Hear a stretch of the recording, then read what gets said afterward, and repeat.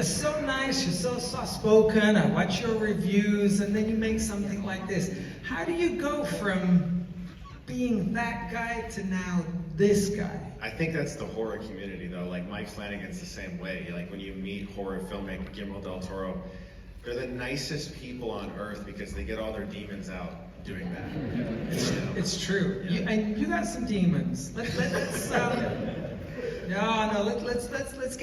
get into the beginning of this, the genesis of this. How did Shelby Oaks materialize? It started as something I was doing with my wife, horror sketches we would do for our Halloween special, and we would go and just film really fun stuff together. And this is before we had kids, had a little more freedom to get around, and we drove to Tennessee and we shot this Cabin in the Woods sketch there. And on the way home, we had a 6-hour drive, and we were so fucking tired of waiting to make movies. And I think waiting is the hardest thing really when you're a filmmaker, because it's a constant state of waiting no matter what stage of production you're in, or no production. And we were like, let's just make a movie for $20,000, shoot it ourselves, and put it on YouTube. And that was the first idea for Shelby Oaks. So how did you then transition? So the idea for Shelby Oaks, or the idea to make a film? No, Shelby. That was like the original idea was like, we'll just have it be about missing YouTubers, and we'll do it ourselves, and we'll just pay for it and put it on YouTube. And so, but as we were writing it, it just kept evolving and turning into other things, and I couldn't stop the ideas from flowing. And I would talk to my wife, and I'd be like, I think it got bigger. There's more characters now. I think I'm going to do a shift from found footage to the traditional narrative, and am I allowed to do that? And it just kept getting bigger and bigger as time went on, and I couldn't stop them. And was she just like, yes, you can do that, you can do whatever you want? My wife is super supportive. But she's also very smart. Like we went through a lot of the dialogue together. Like, we would say it out loud. We'd put on little mini plays on our back porch. We'd stay up till 4 a.m. figuring out this movie, And but no, I mean, I had a call with the filmmaker. His name's Josh Lobo. He did this movie called I Trapped the Devil. And I was like, I got this idea that kind of it would shift. Is that a rule that I'm allowed to break? And he was like, what? There are no fucking rules. You just make your movie. It kind of freed up my brain to kind of go into some of those places. As you look at the film now, and you think back to those early conversations, did you ever imagine that it would appear like this? No. Is this what you, okay. Never. Like I said, YouTube, I was like, we're just gonna put it on my channel. I don't even care if I get paid, I don't care. I'm so tired of not making movies, Where did the paranoids come into this? Because that was the very, very first idea. The idea was like, the movie will take place in 2008. We'll follow some YouTubers, and we'll just have it all be from their POV. And then it eventually shifted to like Mia, the sister, and the backstory, and having that be the impetus for the story. so while you're making shorts and put them out on YouTube, you're also building out the lore and the world of this thing, so Yeah. it's kind of complementing itself. Yeah, I mean, it started like as an ARG technically, because we shot all of the Paranormal Paranoids episodes back in 2020. We were all masking up, and it was just me and the actors, and they're all here, and shooting with a camcorder. Now that we've seen the film, can we create a round of applause for the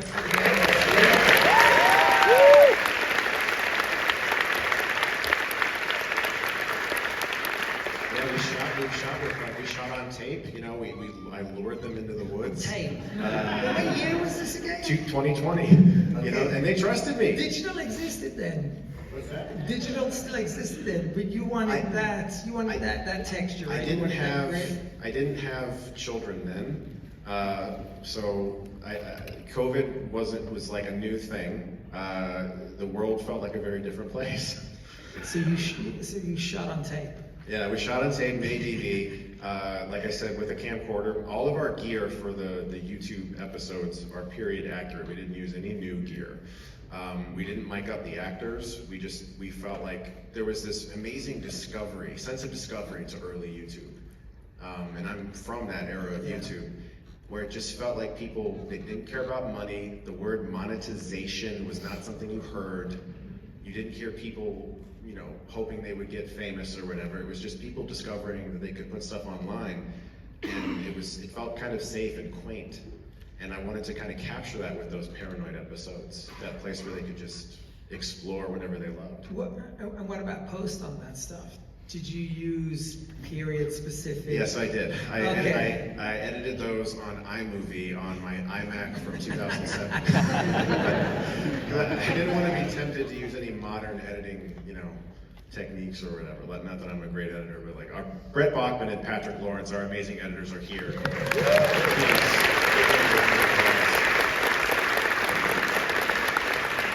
They didn't use iMovie. They didn't use iMovie, no.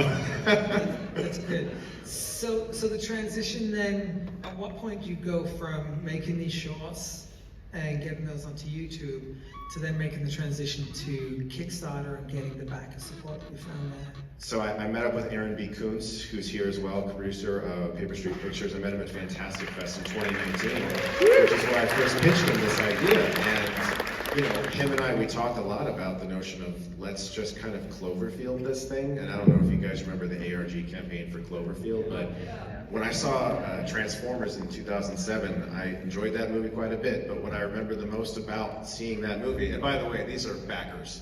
We have a very long credit scroll because we wanted to put everybody in it. We wanted to put everyone in it, but I met Kuntz at Fantastic Fest, and when I saw Transformers, there was this teaser for this movie where a Statue of Liberty head fell out of the fucking sky and landed in New York City, and then cut to black with a date, and that was it. And I was obsessed with whatever that movie was, and I was looking it up online, and when I went home on the IMDb message boards back in the day, there was already all this stuff. There were news reports from Japan about something that fell out of the sky, and it was already there. And that was the initial conversation, was can we just put all of this stuff on YouTube and see if anybody kind of buys it? And I kid you not, some of the first comments we got, because none of our names were attached, I had somebody comment, "Oh yeah, I remember them." And I was like, no, you fucking don't. I made that up. But it worked, and then there were more people who were like, yeah, I don't know, this vaguely feels familiar to me. And I think it was really just like the vibes of that texture of that time in YouTube where there were a lot of people just making things like that. And the authenticity that you brought to it as well. Right. It all felt lived in, but also YouTube was kind of like a dangerous place. Thinking about the footage or materials that would make their way on there before, because you didn't know if things were real or not. Yeah. And you would find things that would just appear long before, like the Vivos and everyone else kind of like took over. Right. It was kind of Wild West, which was really exciting. Yeah. So from there to Kickstarter. Conversations with our producers, but more specifically our amazing director of photography, Andrew Baird, who is here as well. Genuine genius and fellow lover of Nacho Libre. Him and I shot listed everything and storyboarded everything, and we had blocking diagrams, and we were so specific. We had a year to prep this movie because of all of our delays, and we kind of just had a conversation, looked at each other, and we were like, we don't have the money to make the movie we want to make. And I kind of went home, and I had never really asked my subscribers for anything. I don't even say like and subscribe. I don't even go that far when I make a video. And it felt uncomfortable for me to ask for support until it was like I had, again, conversations with Aaron about the notion of inviting people into the process of making the movie and creating a sort of like a mini film school experience for the backers. And that clicked with me. Like, I can provide something for them too. This isn't just about please donate money. And so we had a BTS person, Blair Bathory, who's also here on set with us every day, filming us, interviewing us, and we posted BTS videos while we were shooting to Kickstarter. So people who backed the movie got to see the behind the scenes, every single week. And I've met a lot of backers since doing our backer screenings across the nation. And many people came up to me and were like, we learned more there than we did at film school. Because we're showing, we're lifting the curtain. It's like, this is how it is to make a movie without a lot of money, and this is how you actually have to do it. Did the response, so you then make that transition, you announce that you're looking for funding, support, you want to bring audiences in. What was that like? Because, as I said at the beginning, this is the largest crowdsourced crowdfunding there has been for a horror movie, period. Not just on Kickstarter, but period. Right. What was that like, seeing this thing explode? And then how did it change the film that you guys were making? Well, first and foremost, I remember the first day where we launched the campaign. I told my wife, we're not going to look at the numbers. Let's just go relax. And we went to a pizza parlor and had this giant ass pizza, and it was delicious. My phone kept going like zzz, notifications. On the table. I had it face down, so I'm not going to look at it. And I looked at it, and it was Koontz, and he was like, just look at the numbers. And we hit 250,000 in one day, which was our ultimate goal, was 250. And that's where I felt like, okay, I can do it for that. We can find a way.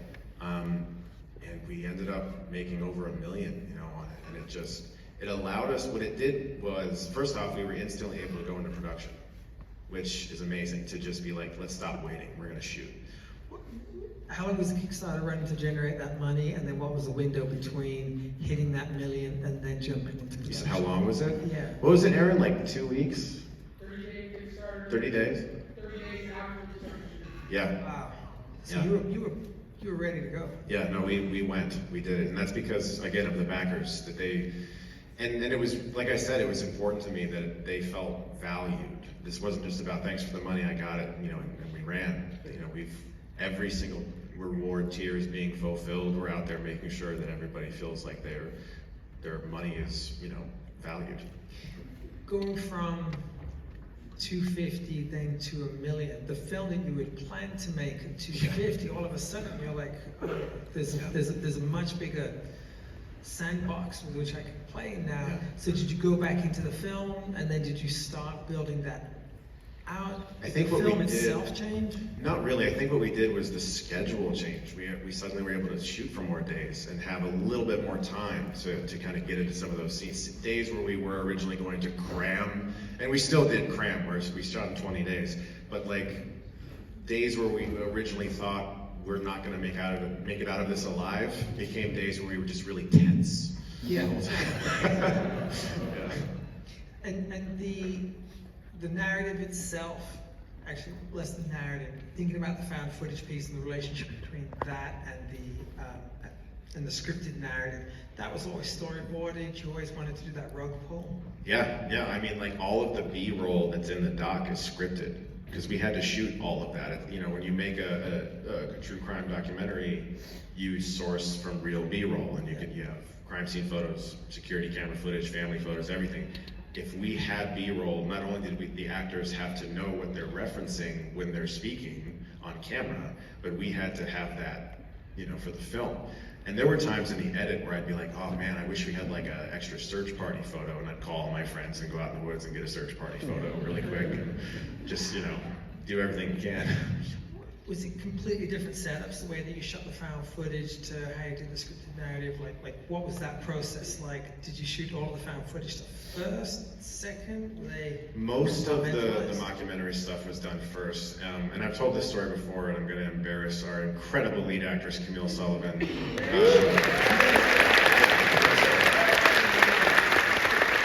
I will work with you on anything you ever want to do. I don't care what it is. If you want to shoot a Tide commercial, Camille, I'll be there.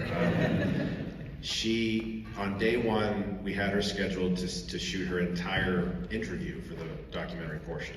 And that's 17 pages. And we shot it in a couple hours, and we wrapped 5 hours early that day because she brought it. Yeah. And we had it all scheduled for a day. We were gonna break it up, give her a chance to take a break or whatever.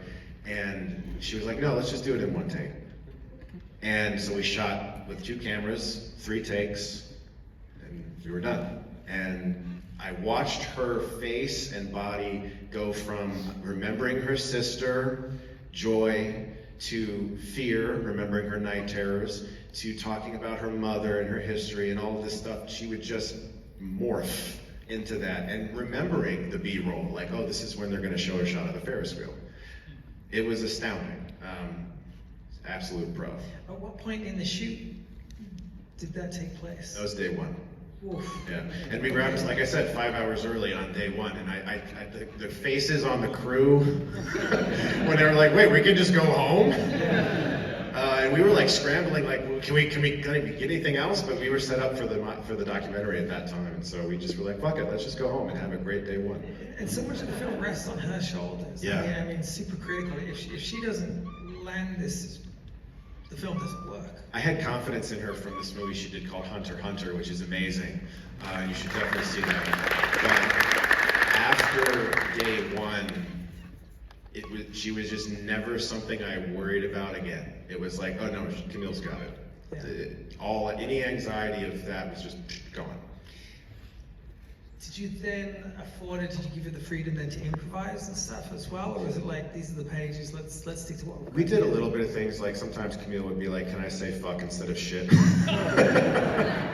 Stuff like that. But you know, when you're shooting at such a crunch time, there's not a lot of room for changing things too much. You kind of just have to keep going. Did you work on her character's arc before to get closely together? Or was it like you kind of came together really as you were getting into production? We had a lot of Zoom calls beforehand to just discuss everything about her character. But, you know, again, about Camille, she showed up to set and her script was dog-eared and torn and highlighted. And She knew. Yeah, I mean, notes everywhere. And the preparation was just, she prepped like I prepped. Like she was directing and writing the movie. Like it was just, she knew that it was so important. So she came day one, delivered, put the smackdown on you. How did you feel day one? Because this is new, right? This is like I've stepped off. Honestly, it was incredible, man. I felt really comfortable and safe because of our crew, first and foremost, being so amazing on day one. We had a great first AD, Michelle Mietti, who did an incredible schedule that allowed us to shoot this movie in a very tight time frame that made sense. And she was smart with the way she scheduled our first few shots, because all of our first few shots are just like exteriors of buildings that we did. So it was like, yeah, get the crew moving and everything, you know, get everybody familiar with each other. What was the best, the first day on set or the last day on set? I mean, the last day was sad because I really loved all of the people I was working with, and I was like, we made like a little mini family on this, and I felt like, oh, I'm not going to see them for a while, and it just felt bittersweet. So I think the first day, even though I was so nervous to get going, I think the first day was better than the last day, but the last day was also really great. Yeah, well, everyone came back. You're all reunited here. Yeah. So much of the film, the practical effects of it, you wanted to stay within the practical, you didn't want to do CG, or at least limit that. Were you concerned about that going in? Like, Very. what was that process? Yeah, I mean, for the shot when Wilson, you know, blows his brains out, we had time for 2 takes, and there's no CG in that shot. It's all, you know, we had a whole thing set up with the back of his head, and we also knew it would be in slow motion, and so if there is a problem, you'll definitely see it. But we did it in 2 takes, and the cleanup of that was a nightmare too, just because it gets everywhere. And yeah, but we got it. So you're an expert in exploding head cleanup. That's what you're saying. It's something I've learned on this. You would have to. And then also, not just the practical that you used in the film, but also like practical locations. Yeah. You were able to liberate there, like the fairground and stuff like that. Happy accidents, or these were places that you've been scouting for months and years? No, Or did you find them during the paranoids? No, I knew of them. So like, for instance, the Shawshank prison, I shot a review for Shawshank Redemption there, and I became friends with the person who runs the tours, maintained a friendship with him, and you know, reached out to him and was like, I would really like to shoot there, is that possible? And they're like, yeah, we shoot stuff here. And I was like, we don't have any money. They were like, yeah, come on. Because I maintained a friendship with him, and we were close, and he knew I was from Ohio, and we paid him a little bit, but it was nothing like what they're normally paid, I'm sure, to shoot there. For the fairgrounds, yeah, that's a real abandoned amusement park that my mom really did go to when she was a kid. It's called Chippewa Lake in Ohio. And wow. you 79 years old? That's awesome. No, when I was a kid, she took me there, and when it was still closed, she showed me the roller coaster, rusted and covered in vines, and it always stayed in my mind. And I did a thing that has paid off, but was a big risk, in that I wrote the script around these locations, Right. knowing that if I could get into these locations, it would make the film look more expensive than it was. The problem is that you have to get in. You have to make sure you can get in. And so that was a whole thing with the Medina County who owns that place, but we did get in. So yeah, no, it was, I mean, I scouted and found all those locations just driving around Ohio looking for abandoned shit, and Ohio has a lot of that. And I guess that's part of like the fun of this as well, like as a filmmaker, because you're so deeply embedded in all of it, right? Yeah. Yeah, I mean, even that football stadium you see briefly was an actual, like, half demolished football stadium. The only CG in that shot is the word Shelby. And the car graveyard that's in the film was behind someone's used car repair shop, and I literally walked up to him and was like, "Can I fly my drone through there?" Sure. Cool. Thanks, man. It's gonna be in a movie one day, but Did he believe you? Did he think it was really going to be in a movie? I think he thought that I was crazy. He was right. Yeah, he's right. He's right. But all that was just driving around Ohio trying to find stuff to create an abandoned ghost town. That sort of wide aerial shot of that 3-block radius of houses is, again, no CG. That's a abandoned block of houses in Cleveland that they let us shoot there. This is the stuff you're going to be telling this story, obviously not just in this room, but as you roll this film out, because this is the stuff that is, I think, the most inspiration behind all of this, right? It speaks to a school of filmmaking at any cost, right? That like you're just going to go out there, you're going to do it, you're going to find these places, and you've created something that you created it yourself without a giant system, without a studio behind you. Sure, you had support, but you made this thing work in a way that other people wouldn't even think to. And that is a true inspiration, I think, for filmmakers everywhere. You want to take a couple cues? Thank you, man. I appreciate that. Yeah. Do we have any questions in the audience for Chris? Yeah, right here, hand up, person with the phone over their face. Get my good side, please. Chris is always here.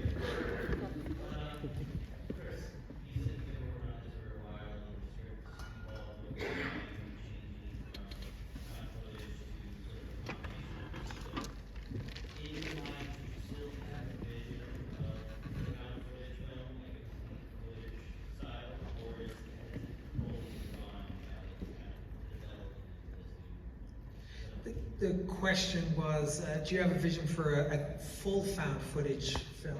Did this originally intend to start out as exclusively found Before footage? ever writing it, that was the first thought. But once I started writing it, it did change into how it is, and it stayed the way it is pretty much the whole way. What I will say though, man, is I do have a vision for a prequel and a sequel.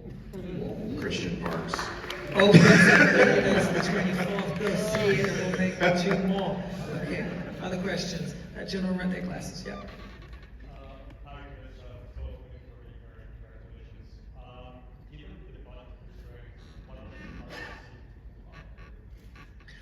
Understanding working within the budget, what was the hardest scene or scenes to pull off? I would say the sequence in the attic with the ritual was a tough day. It was 100 degrees outside. We were in the set that had been freshly lacquered that morning. And if you imagine like that scene in Meet the Parents where the fucking altar blows up from the lacquer, we felt like that every minute of that day. We just had an elaborate thing planned, and it plays. And it's the type of thing where people come up to me and they're like, "Yeah, that was cool." And I'm like, and in my head I'm thinking, oh, about the 10 shots we lost that day. But nobody else is. It's a me thing. That day was tough, and it was very hot, and our poor actors were in like 3 layers, you know? Everyone had fans underneath their clothing in between takes, just like, ah. We had a baby on set, we had a blood gag, we had a stunt. It was just, that was a tough day. That was a tough day. Whose baby was that? No, it's not mine. My kids are in the movie though for a second. They're actually in the movie twice. Because there's a shot of a pregnant person in the movie who is my wife while they were pregnant. And so they're in the movie kind of like in their own little way. Anyway, so what happened with that was we were shooting the fucking movie, and I'm like, we don't have a baby yet. It was so terrifying. We were like a week out from shooting as well, and it was becoming one of those situations where I was like, oh my god, am I gonna have a CGI baby? Oh, fuck. That's like the worst CGI you can do as a baby. And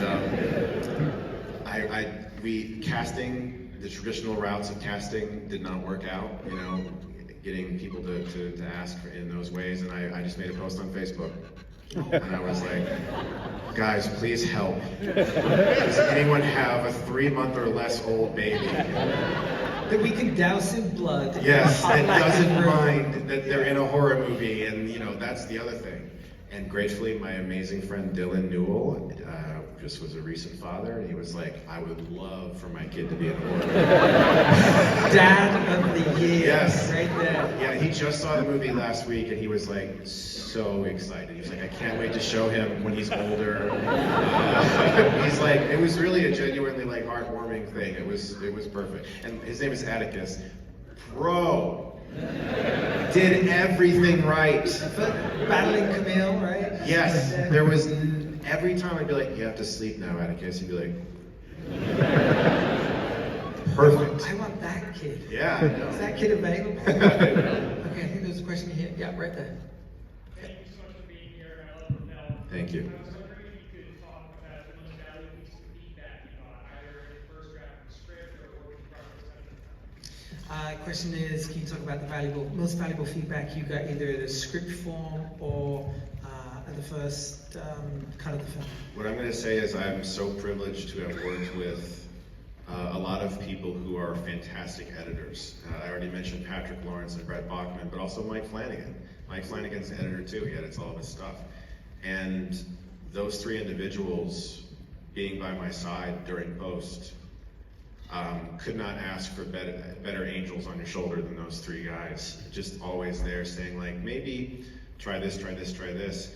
And you know, this is an old-fashioned rule that you hear sometimes, where you get out of a scene before it's done and get into a scene while it's already happening. And we do that a lot in this movie, but Mike took it one step further. And I'm not going to say what the scene is because it doesn't matter, it's not in the movie anymore, but like there was a scene that was very much so a baby, you know, one of my things, and it was very difficult to shoot it, and we pulled it off and everybody was proud of it. And multiple iterations of, you know, the film in the editing bay, we got to a point where we all kind of felt, I think we all felt the scene didn't have to be there, and Mike was there and he was like, you can cut that. I was like, I know. And then we cut it, you know, and it's tough. So kill your darlings, you know, it's you've heard it before, but it's true. That's great from the feedback standpoint. As a first-time filmmaker, what were the big learnings, and what would you want to share with the audience who are also, we have a lot of prospective filmmakers and writers in the room right now? I think, you know, I watched a lot of, I can't tell you how many times I've typed into YouTube, so-and-so filmmaker, advice for aspiring filmmakers, Steven Spielberg, tell me what I should do. And I've watched those videos endlessly, and I heard a variation of the same types of things, which are usually, everyone has a phone in their pocket. What's your excuse for not making a movie? And I'm like, come on, like, that doesn't do anything for me. I'm already doing that. Like my whole life I was making stuff, and since everyone has a phone in their pocket, that's a problem. It's oversaturated. Everyone's trying to do it, and it's harder to stand out as a result. And so what I realized was I need to go to where genre filmmakers are and meet them and become friends with them, but not in a way where it's like I want something out of it, like I'm trying to sell myself or whatever, because they can always smell that. So I went to Fantastic Fest and I was like, I'm gonna meet people who are making the stuff that I want to make. And that's how I ended up getting a film made, was going to genre festivals like Beyond Fest. That's the biggest piece of advice I can give any aspiring filmmaker, is come to film festivals and watch movies like the movies you want to make. Meet the filmmakers afterwards, but don't just like run up to like the most famous look for the producers and the folks that maybe you don't immediately recognize, who can actually help you, you know, and want to, like Aaron Kuntz, who are like looking. Aaron, you're gonna get mobbed in. Yeah, Aaron. Everyone talk to Aaron. He's got a lot of free time for reading scripts. Yeah, man. No, seriously though, that's my biggest piece of advice: is seek out folks in person, because it's so easy to get solicited through email and be like, oh, delete. But if someone's right in front of you and they're passionate and they've got, like, I've had people come up to me with their binders filled with their storyboards and their concept art, and it's really amazing the talent that people have, and how many people are so hungry to tell the stories. And so go to where people are. Build a team, surround yourself with good people, do good things with good people, just like you did. Chris, it's a hell of a debut, it's a hell of a film, it is some creepy ass shit. Thank you for being here tonight.